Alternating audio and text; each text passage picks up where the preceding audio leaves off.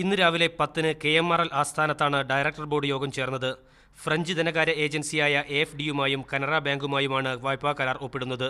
കരാർ പരിശോധിച്ച director board കരാറിൽ ഒപ്പുവെക്കാൻ KMRL MDക്ക് അനുമതി നൽകി. AFDയുമായി 1500 കോടിയുടെ തത്തുല്യ തുകയ്ക്കും കനറ ബാങ്കുമായി 1170 കോടിയുടെയും കരാറാണ് ഒപ്പുവെക്കുക. 1.9% പലിശ നിരക്കിൽ 25 വർഷമാണ് വായ്പാ തിരിച്ചടവ് കാലാവധി. ആദ്യ 5 വർഷം വരെ തിരിച്ചടവ് വേണ്ട. നിർമ്മാണത്തിന്റെ ആദ്യഘട്ടത്തിൽ തന്നെ മെട്രോ പേട്ട മുതൽ തൃപ്പൂണിത്തുറ വരെ നീട്ടാനാണ് ഉദ്ദേശിക്കുന്നത്. ഇതിന് 322 കോടിയുടെ അധിക ബാധ്യതയാണ് പ്രതീക്ഷിക്കുന്നത്.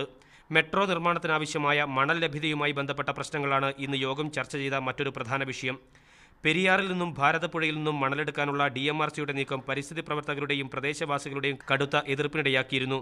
പരിസ്ഥിതിക്ക് കോട്ടം തട്ടാത്ത രീതിയിൽ മണലെടുക്കാമെന്ന് സംസ്ഥാന സർക്കാർ ഉറപ്പു നൽകിയിട്ടുണ്ടെന്ന് യോഗത്തിൽ പങ്കെടുത്ത chief secretary EK Bharat Bhushan അറിയിച്ചു. പദ്ധതി നിർമ്മാണ പ്രവർത്തനങ്ങൾ വിലയിരുത്താൻ 3 കൺസൾട്ടൻസികളെ നിയമിക്കാനും യോഗത്തിൽ തീരുമാനമായി. മീഡിയ 1 കൊച്ചി.